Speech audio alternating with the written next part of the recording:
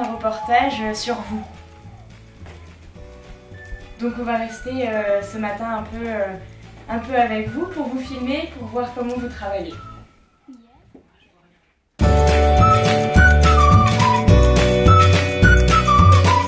Moi, quand je suis arrivée ici, j'avais jamais touché une caméra de ma vie, à peine un appareil photo, et c'est vrai qu'on est très vite mis dans le bain avec le site web Webvolution. Les conférences de rédaction, c'est vachement bien parce qu'on les a toutes les semaines, et du coup on a un regard critique sur son travail, aussi bien par l'apport du professeur, Monsieur Masson, que par le reste de la promotion.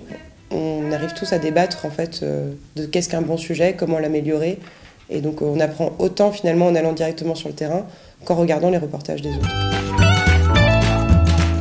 Il y a des tas de journalistes, il y a des journalistes écrits, il y a des journalistes, les GRI, les web journalistes. Je pense que ceux qui maîtrisent, qui travaillent dans l'image doivent maîtriser leur image. On ne peut pas non plus se retrouver tout de suite avec une caméra, c'est pas aussi simple.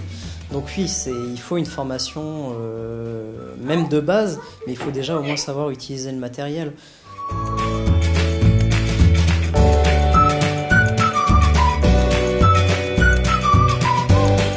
J'avais déjà réalisé des stages au sein de télévisions locales, mais ce qui me plaisait vraiment dans la formation qui était proposée ici, c'est qu'on avait à disposition du matériel audiovisuel qu'on peut utiliser à tout moment et on peut vraiment choisir les reportages et les sujets qu'on veut traiter. Quand on part en reportage, on peut se mettre dans les différents rôles, à la fois journaliste, mais également en tant qu'opérateur de prise de vue, pour le montage aussi. Donc j'ai vraiment appris toute la polyvalence du métier de journaliste reporter d'image et c'est vraiment intéressant. Je ne sais pas si on en fera tous dans notre carrière, mais je pense que sur tous les médias maintenant, avec le web, la vidéo devient indispensable. Et je pense que c'est même une logique à avoir plus tard pour savoir comment faire un reportage court et efficace.